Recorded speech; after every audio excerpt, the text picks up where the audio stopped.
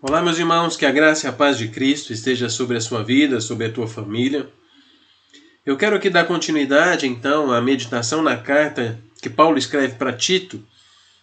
Nós já vimos nos primeiros versículos da carta que uma vida piedosa é resultado da fé e do conhecimento da verdade.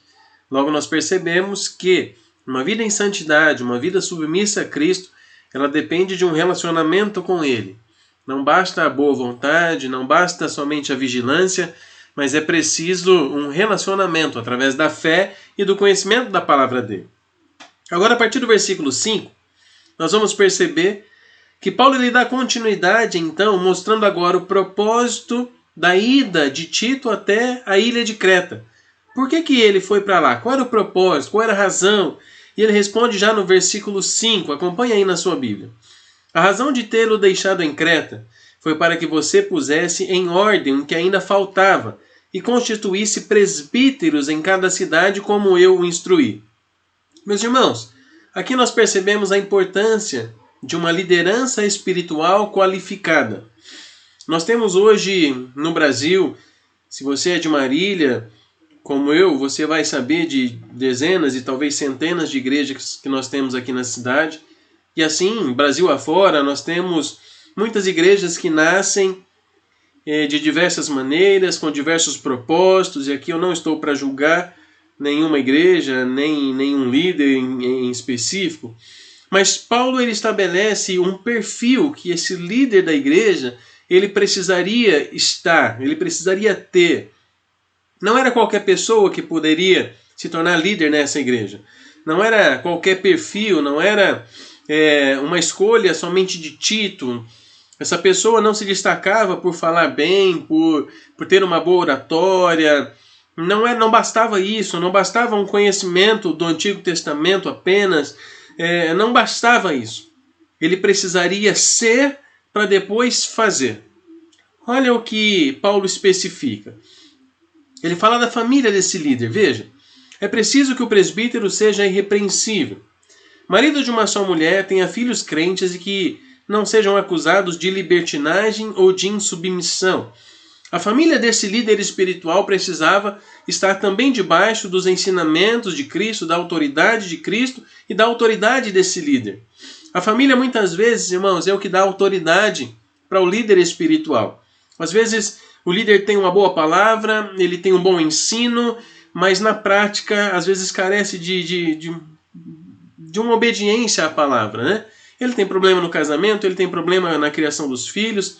É claro que não dá para a gente generalizar, porque muitas vezes isso independe até do ensino e da maneira com que esse líder trata as coisas. Muitas vezes é o filho que se afasta, enfim.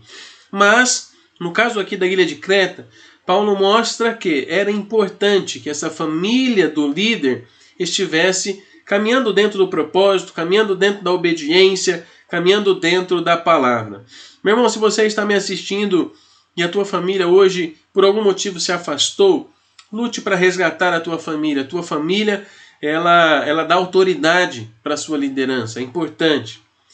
Mas a partir do outro versículo agora, da segunda parte, ele mostra que o testemunho diante da sociedade também era muito importante. Ele fala assim, ó: por ser encarregado da obra de Deus, é necessário que o bispo, a palavra aqui pode ser pastor, o presbítero, né, seja irrepreensível, não orgulhoso, não briguento, não apegado ao vinho, não violento, nem ávido por lucro desonesto.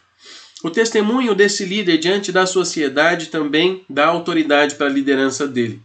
Tem muitos líderes que, diante da sociedade, eles não são benquistos, eles não são bem vistos, por uma série de questões, por comportamentos que não são corretos, por essa questão do lucro desonesto, pela maneira com que eles tratam a palavra de Deus, pela maneira com que eles são vistos no comércio. Muitos líderes não têm bom testemunho na sociedade, e isso era uma coisa que para Paulo invalidava a liderança deles. Paulo agora parte para um outro perfil, uma outra parte desse perfil. Ele fala o seguinte: é preciso, porém, que ele seja hospitaleiro, amigo do bem, sensato, justo, correto e tenha domínio próprio. Algumas características pessoais. Ele precisava ter domínio próprio. ele precisava ser sensato, ele precisava ser justo, ele precisava ser consagrado a Deus.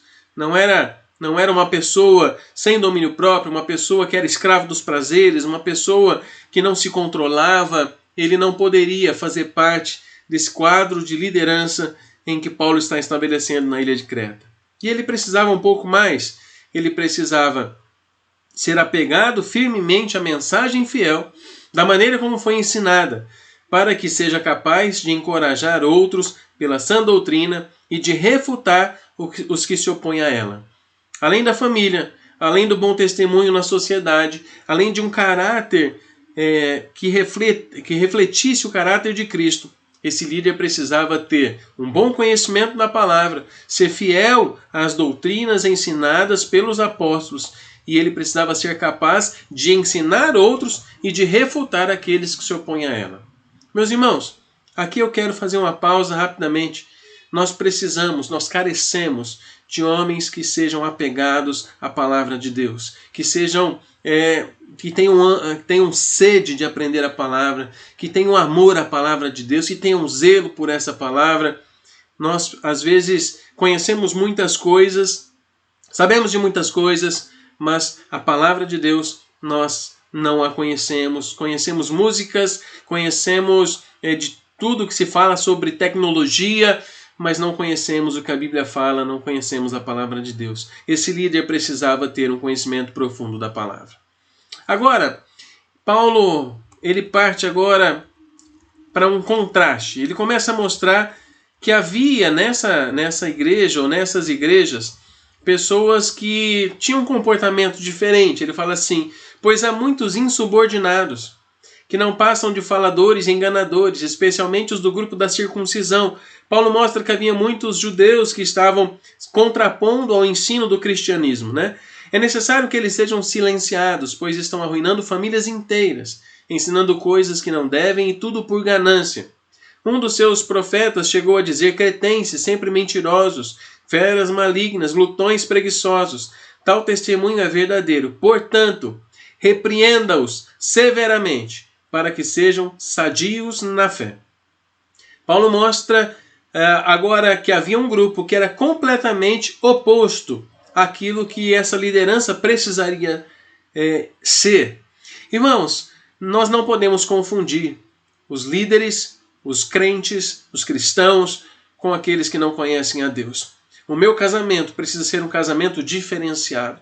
A minha atitude no comércio tem que ser uma atitude diferenciada. A minha atitude com os meus vizinhos precisa ser diferenciada. A minha atitude no trânsito precisa ser diferenciada. Paulo está ensinando que as pessoas precisariam refletir a luz de Cristo onde as pessoas ainda não o conhecessem.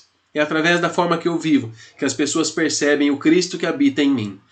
Paulo mostra que eles precisariam ser confrontados para que eles pudessem se tornar sadios na fé. O alvo é que eles pudessem conhecer a Cristo. Ele fala: não deem atenção a lendas judaicas, nem a mandamentos de homens que rejeitam a verdade.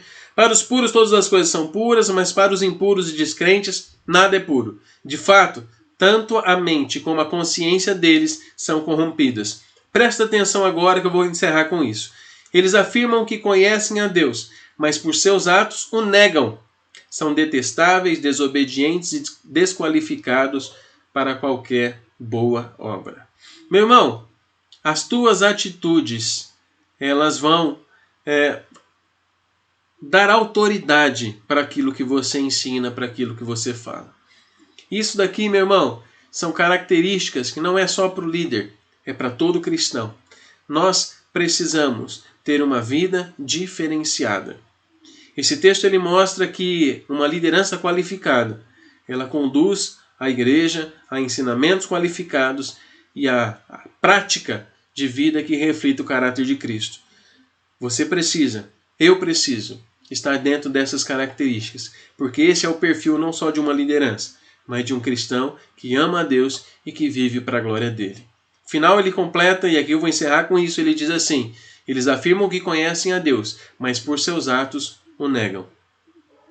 A tua vida, o teu testemunho com o vizinho, com teu pai, com a tua mãe, no comércio. Isso precisa mostrar o Cristo que habita em você. Se assim não está acontecendo, alguma coisa está errada. Mas, irmão, presta atenção nisso. Uma liderança qualificada, ela conduz uma igreja ao conhecimento de Cristo e a uma prática que reflita o caráter de Cristo. Que Deus te abençoe. Logo mais nós teremos um próximo vídeo aí que vai nos ensinar um pouco mais a respeito da carta de Tito, o que isso tem a ver com todo o restante da carta. E eu queria muito que você pudesse estar comigo. Se foi bênção na sua vida, compartilhe, para que outras pessoas conheçam também e sejam abençoadas.